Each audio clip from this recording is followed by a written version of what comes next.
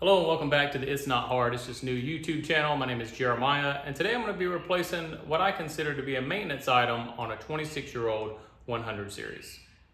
Now you might be asking what put me onto this. Well, I was watching Redline Ranch the other week, and he has a new 100 series, and he got it running, he got it back to his house, and there was a myriad of lights on the dash. And one of the things that he came across, which I believe a subscriber had told him about, was that if the park bulb is out in the instrument cluster, sometimes that can bring the traction control light on and stuff like that. Now, I don't know if it actually affects the use of the traction control. However, the lights were on the dash. He pulled the dash, put in some new bulbs, and sure enough, the traction control lights went away. Now, I don't have that issue. However, I have noticed that my drive bulb has been out for quite some time. I saw that he use a certain bulb, and the reason I wanted to make this video is, one, I haven't seen it addressed before, and then two, the part numbers were not in the video. So what I want to do today is, I believe I have the correct parts for this job. I want to show you how to take out the instrument cluster, and if you have the same issue, or if you have the park bulb out and you're getting that traction control light, this should be a helpful way to show you how to remedy those problems. All right, so as you can see, I've already taken off the steering wheel. I use this wheel puller. I would highly recommend one of these instead of trying to beat the steering wheel off because you can do damage that way. This makes it so much easier and so much faster. I know some people mark the bolt and this stem right here. I've tried to do that in the past. It's never really worked out for me. So what I do is I take tape and I tape both sides, and then I just run a Sharpie marker straight through. So when I go to put it back, the line should line up, and then the steering wheel should be on straight. Also, I like to tape my clock spring so it doesn't move whenever I take off the wheel. And then we're going to take out this portion next, and there should be a connection here.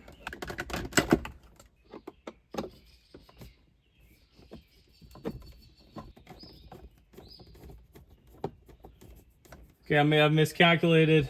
There are a couple more screws down here. I actually thought these were separate for the connection. I thought the instrument panel just went into these, but apparently not. So we're gonna undo these. I'm holding the connection there. Okay, yeah, it's starting to move now. There we go. Well, it's been a while since I've taken this cluster out. The last time I had to take it out was when I did the heater core. Keeps getting caught on this side. There we go. All right, so we just have one more connection back here. We can get that screw out. I don't know why that connection's not coming off. There we go. Whew. Finally, got it out. All right, so I'm going to show you here. So this is the whole apparatus. These little bolts you actually do not have to take off. It actually just holds this to this piece. So don't take off those little tiny bolts. You do have to take the two, one there and one there. And then you have to undo this one, that one. And there's another bolt that goes here on the side and on that side. And then this pulls away from these, so they're slotted in to those over there. All right, so now we got it out. Let's disassemble the back and take a look at these bulbs. All right, so what am I actually looking for? I do not know, but it looks like we're gonna have to take off this side and this side. Let's get to it.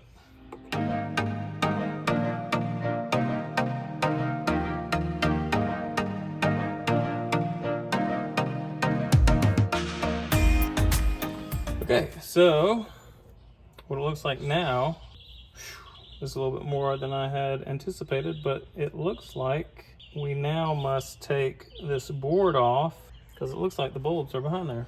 Okay, I'm gonna take a minute to figure out how best to get this board off, and then I'll bring you back. All right, so let me just show you what I've done so far. It is ridiculously hot here in North Carolina, and it's crazy humid today, so I'm trying not to sweat all over this stuff.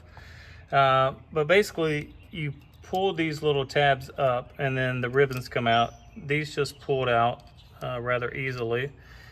This one I still need to do actually. And then all the other ribbons, they just come out. So I'm assuming, you know, when you put these back in, you're just gonna have to make sure they line up and then clamp them down. So pretty much got all of them. I'm going to do this last one right now, and then I'll go around and take the screws out.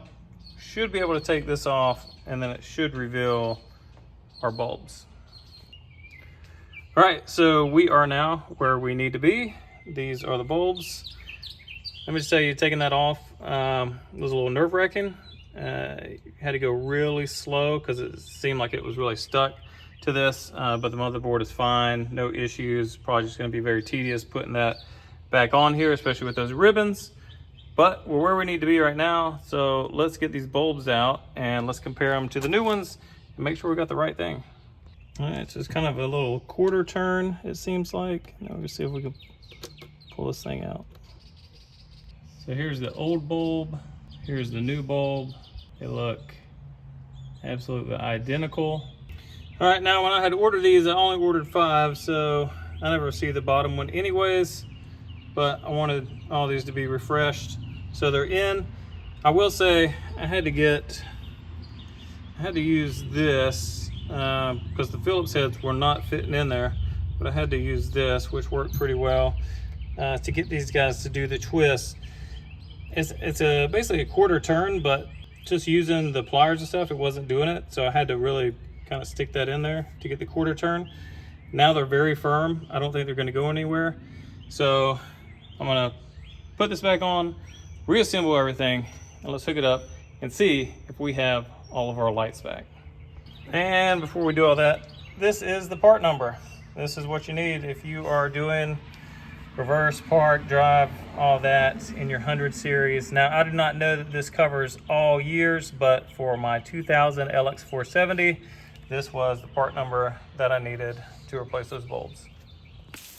All right, so we have everything set back to where it needs to be. The instrument cluster is put all back together. So we'll go ahead and snake this in there, clip it in, and we'll get everything reassembled. All right, we like to do everything to spec here, so we're gonna torque this bolt down to 37 foot-pounds. All right, so I got the steering wheel put it all back together.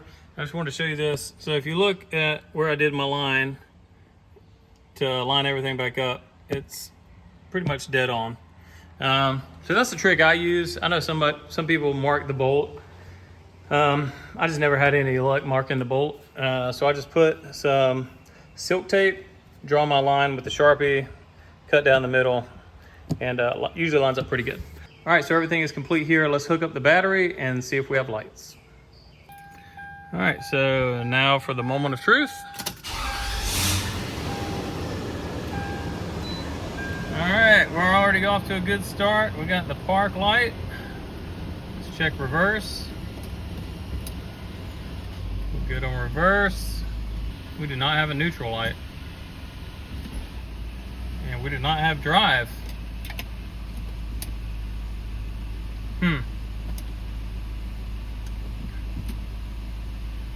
Why do we not have drive? Well, that's disappointing. All right, so it might be difficult to see in this light, but I can confirm that you can see kind of that blackness. Like that one was bad, and this one had some of that same blackness around it. That one was bad. These three look absolutely fine. Nothing wrong with them. And I mean, so I guess this could have been the neutral and the drive, but we just put 2 fresh ones in. So why aren't they working?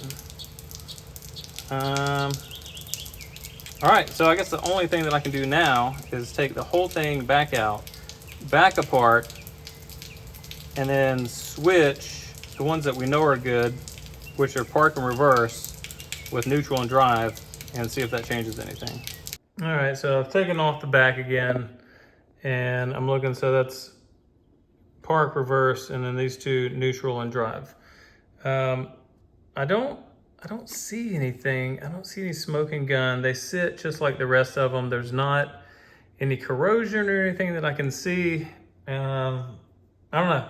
They look exactly the same. Now, I am going to take a look at the bulbs, even though I don't think the bulbs are defective.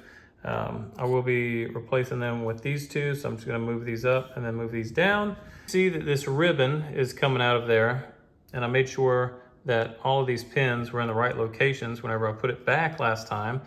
So I will thoroughly double check that again this time as well.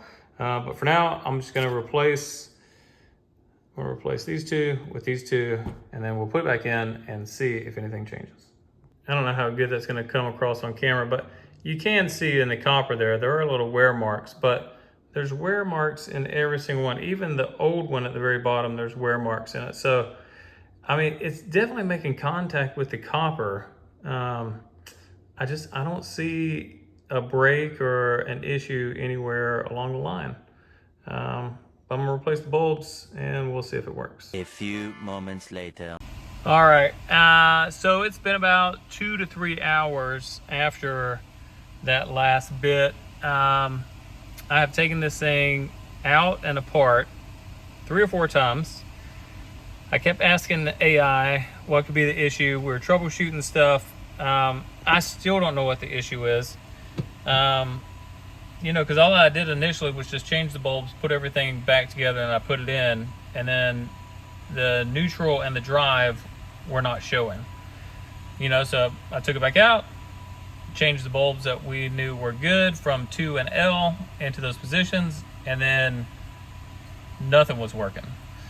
But now if you look, we have reverse, neutral, drive, 2, and L. So we have all the lights, everything's working. I don't know what caused the hiccup, but job done, job complete, moving on.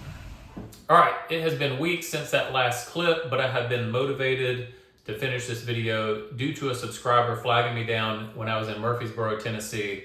I was driving down the road. He said, I'm already subscribed to you, but you need to upload more videos. So this video is dedicated to you, and we're gonna get it finished right now. So in that last clip, I had said everything was functioning normally. Well, at the moment it was. The next day I had gone on a drive and I went to turn on cruise control. The cruise control light came on the dash.